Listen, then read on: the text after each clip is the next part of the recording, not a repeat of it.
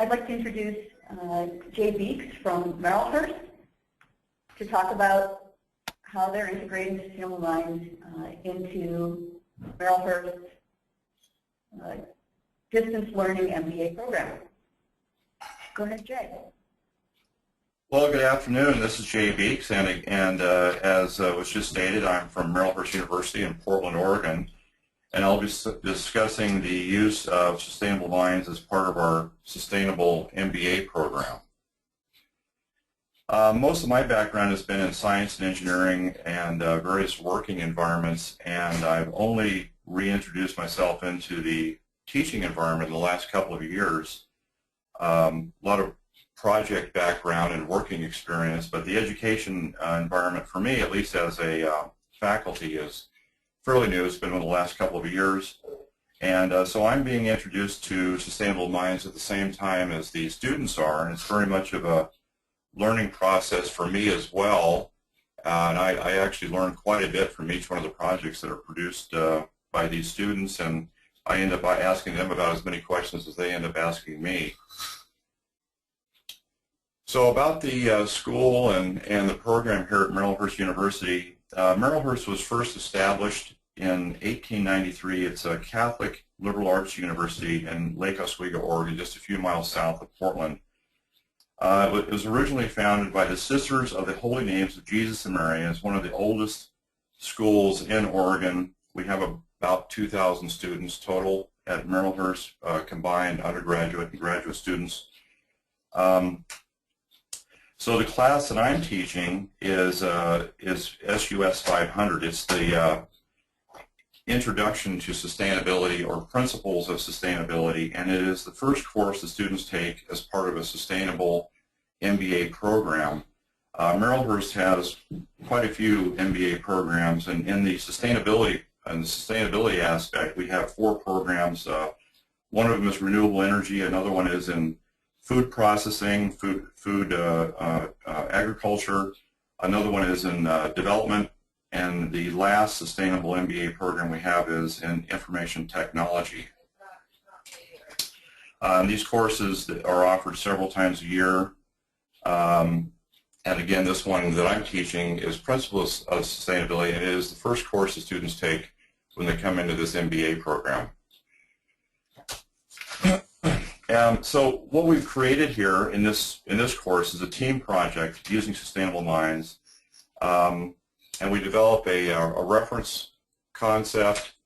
We establish alternatives. So we ask the students to look at 4 different designs of a particular product. Let's say they're going to be building a chair or a table or a floor system. We ask them to look at 4 different design concepts for each one of those. Typically, a team of students will get together. They'll pick one, say a table.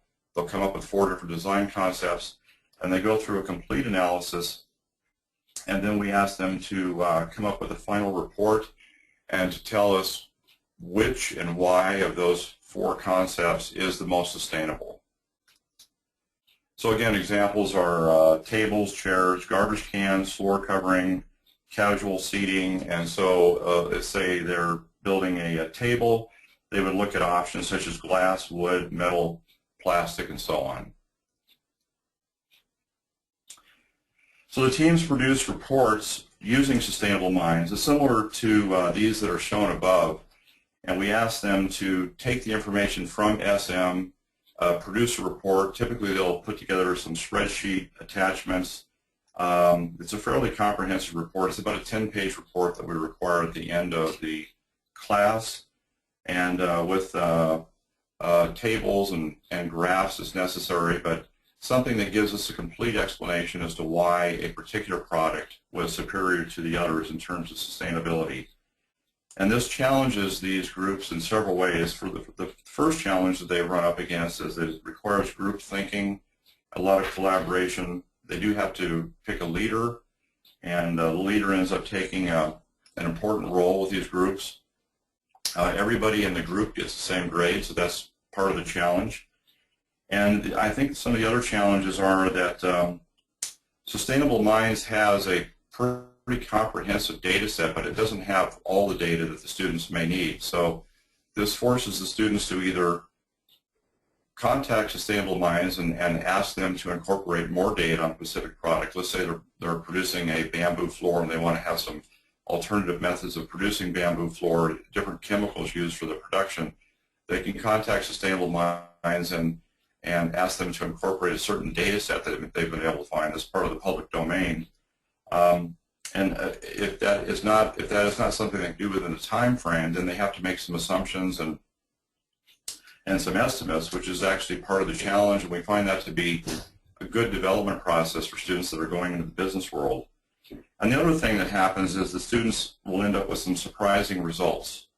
For example, one of the teams recently came up with the idea that a glass floor was superior to a bamboo floor, and that surprised me, but it had a lot to do with just the processing and the multiple steps that goes into the production of a bamboo floor. And we all thought that bamboo floor would come out ahead of wood, for example, because you can grow bamboo in about 5 years, whereas with most wood products it's 20 to 30 years for the growth cycle. But surprising to all of us, the glass flooring ended up coming out on top and was considered to be the most sustainable of the flooring options that they looked at. So at the end of the course, we've asked the students to give us some reflections, and I've got dozens of reflections, but I've just taken a few here that are, I think, good examples, and I'll read through a few of these as time allows. So the first one is, one part of the LCA that really surprised me was the amount of energy associated with the actual manufacturing of the chair itself. And this group was looking at plastic and aluminum chairs. Another one is that with our project, we found that the process to making our materials into their final product completely changed our minds about what we thought was sustainable. So again, that gets back to, I think, the bamboo floor and the glass floor. I learned that there are a lot of steps to making even the simplest items. So this was surprising to the students that, for example, if it's a wood chair, it surprised them how many steps are involved in just making a wood chair. And the bamboo floor, again, I think there was something like 15 different steps that have to be taken in a sequential process in order to produce a bamboo floor. Another comment here was, I think an awesome way to incorporate tools like LCA into business would be to allow for products to post their LCA rating. This could reflect on a scale of 1 to 10 how impactful a product is, and maybe compare it to other leading brands of the same product. So they're thinking, I think, along the lines of the Sustainable Minds group, that it's nice to have some kind of a graduating scale of more sustainable versus less sustainable. And I've heard that comment from several different factions, that we would like to have some kind of something beyond, say, an eco label on products that we purchase. Another comment here is, another important aspect that I learned was about the end-of-life scenarios for products. The different directions that each product takes at the end of its usable life drastically affects the product's overall footprint. We all know the importance of recycling, but I personally did not understand the actual effects of the other end-of-life scenarios. A few more comments here. As a result of this exercise, I will definitely pay more attention to the entire life cycle of a product before I buy it. Our home benefited from this product, as well as I found a supplier for glass tiles and convinced my husband to have our foyer done in colored glass tiles. It will look beautiful once completed, and I can take comfort in knowing that I purchased a long-lasting product that can also be recycled over time and be truly renewable. Another comment here, the less transport and production of chemicals in more process-intensive products outweighs the damage of cutting the trees. So in this case, the group was surprised that a wood chair, for example, ended up scoring very well from a sustainability standpoint, even though it does include the process of cutting down trees, although they were able to source their trees locally, which helped with the scoring from a sustainability standpoint. And I'll just read one more comment here. It was interesting to see how each product compared to each other. In our product sustainability analysis, glass tiles was the optimum choice, hands down. It had very little impact on the planet. So some of the key learnings from this exercise, again here, the students determined that product design and development is more extensive than realized, that both material selection and material processing are important considerations, And we all found that our first assumptions were often incorrect. So again, getting back to the bamboo, we were all quite surprised that bamboo wouldn't come out on top.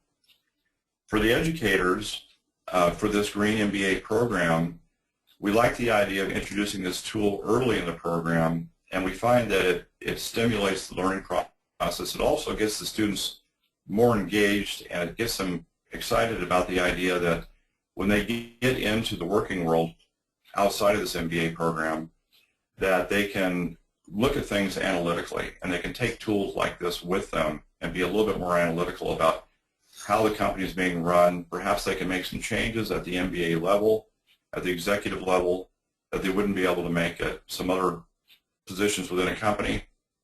And they like the idea very much that they can be part of a sustainable organization. I think all these students are looking for green jobs. In fact, they all are working for the most part. I don't know if I mentioned it, but this is an online program.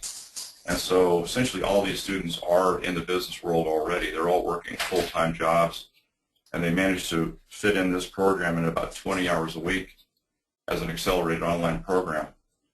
So for the educators, we like all those things as well. We like the idea of having a practical exercise that encourages discussion. We do like the idea as well as enabling leadership and getting this group thinking exposure, and just the freedom of the students to be able to use tools like this and take them into the workplace. So in summary, we find that students graduate with a specific skill set that we think is quite beneficial to them. Again, we do like that team environment. We like the systems thinking process. It's very important for executives to have that system thinking process. And we do like the idea that they're exploring other and different measurement tools that we think are essential for sustainable students. So that sums up my discussion, and